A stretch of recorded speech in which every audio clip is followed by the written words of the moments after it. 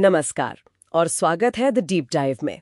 नमस्कार। आज हम गोता लगा रहे हैं टी हार्वे एकर की काफी फेमस किताब secrets of the millionaire mind में। हाँ, ये किताब काफी चर्चा में रही है। दिलचस्प बात यह है कि एकर कहते हैं अमीर बनना सिर्फ स्ट्रैटेजी या मेहनत का खेल नहीं है, बल्कि उससे ज्यादा ये हमारे अंदर के मनी ब्लूप्रिंट पर डिपेंड करता है। मतलब पैसे को लेकर हमारी जो एक तरह से अवचेतन सोच है, बिल्कुल हमारा इंटरनल सेटिंग पॉइंट कह सकते हैं। तो आज हम यही समझेंगे कि ब्लूप्रिंट आखिर है क्या, भला बनता कैसे है और क्या इसे बदलना मुमकिन भी है। हाँ। साथ ही वो जो अमीर और गरीब मानसिकता के फेमस 17 अंतर है उन पर बात करेंगे, कुछ प्रैक्टिकल तरीकों पर, और हाँ, इस किताब पर जो सवाल उठते हैं उनको भी नजरअंदाज नहीं करेंगे। सही। हमारा मिशन है धन के मनोविज्ञान से जुड़े कुछ सबसे अहम सबक निकालना।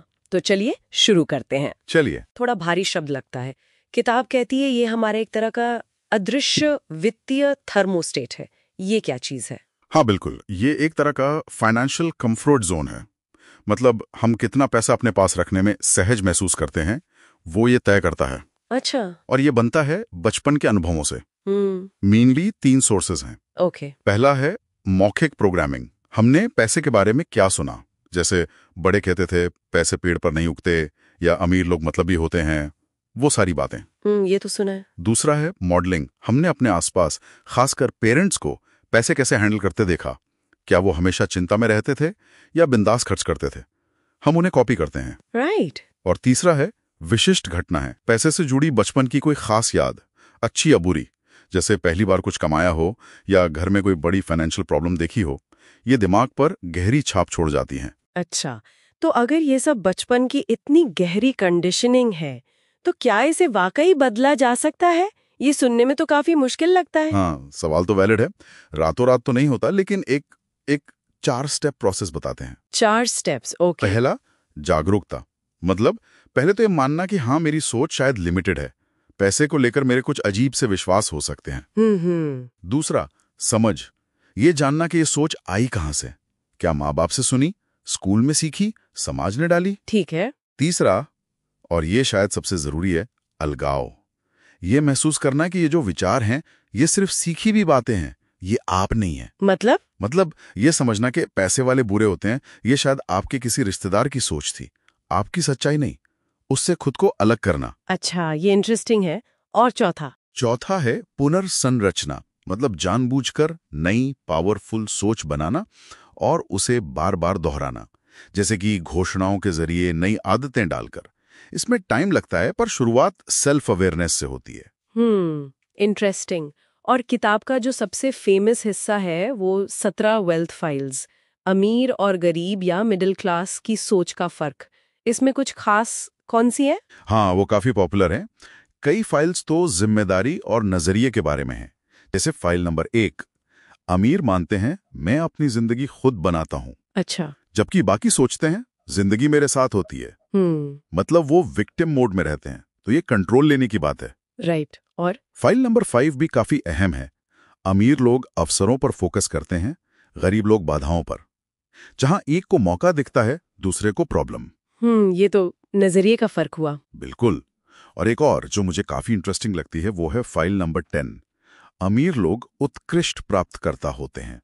मतलब वो लेना जानते हैं। ये थोड़ा अजीब नहीं? हमें तो देना सिखाया जाता है। सही कहा।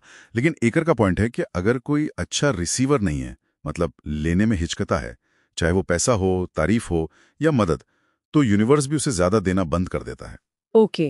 ये अक्सर खुद को लायक ना समझने से जुड़ा होता है। और हाँ, फाइल 17 भी जरूरी है। अमीर हमेशा सीखते और ग्रो करते रहते हैं, गरीब सोचते हैं हमें सब पता है। सीखने की चाहत। हाँ, लेकिन यहीं पर एक जरूरी बात भी है। क्या? ये जो वेल्थ फाइल्स हैं, ये मानसिकता के पैटर्न समझने में मदद तो करती हैं, पर ये दुनिया का बहुत सिंप्लीफाइड वर्जन है।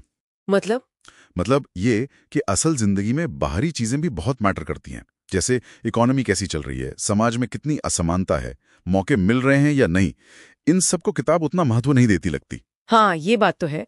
सिर्फ सोच बदलने से शायद सिस्टम की दिक्कतें दूर ना हो। एग्जैक्टली।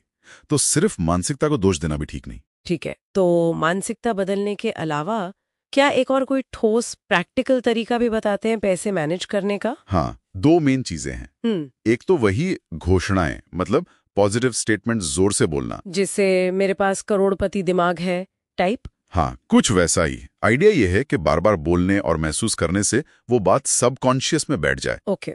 और दूसरा है 6 जार्स मनी मैनेजमेंट सिस्टम। ये काफी प्रैक्टिकल लगता है। 6 जार्स, ये क्या है? ये अपनी इनकम को मैनेज करने का एक बहुत सिंपल सिस्टम है। जो भी पैसा आए उसे 6 अलग अलग हिस्सों में बांट देना है। कैसे? 55% आपकी जरूरतों, नेसेसिटीज के लिए, 10% फाइनेंशियल फ्रीडम अकाउंट FFA में, जिससे सिर्फ इन्वेस्ट करना है, कभी खर्च नहीं करना। अच्छा, ये तो लॉन्ग टर्म वेल्थ के लिए हुआ। 10% खेल मौज मस्ती प्ले के लिए, जिसे हर महीने उड़ाना जरूरी है, गिल्ट फ्री। ये बढ़िया है। और आखिरी 10%? वो दान के लिए, दूसरों की मदद या किसी कॉज के लिए।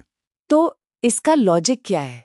इसका मेन पॉइंट ये है कि पैसे मैनेज करने की आदत डालना ज्यादा जरूरी है, बजाय इसके कि आपके पास कितना पैसा है। चाहे इनकम कम हो, तब भी इस सिस्टम से पैसे पर कंट्रोल महसूस होता है। ये वाकई प्रैक्टिकल लगता है।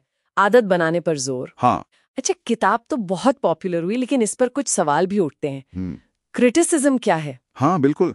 एक तो ये कहा जाता है कि ये किताब कहीं ना कहीं लेखक के जो महंगे सेमिनार होते हैं उनका एक तरह से प्रमोशनल टूल है। ओके। दूसरा, इसमें जो कई आइडियाज हैं वो एकदम ओरिजिनल नहीं है। पर्सनल डेवलपमेंट की दुनिया में ये बातें पहले भी कही गई हैं। और शायद सबसे बड़ा क्रिटिसिज्म ये है कि ये फाइनेंशियल प्रॉब्लम्स का सारा ठीकरा इंसान की सोच पर फोड़ देती है। मतलब बाहरी सच्चाइयों को इग्नोर करती है। हाँ, जैसे बेरोजगारी है, महंगाई है, समाज में मौके बराबर नहीं है, इन चीजों को कम करके आंकती है।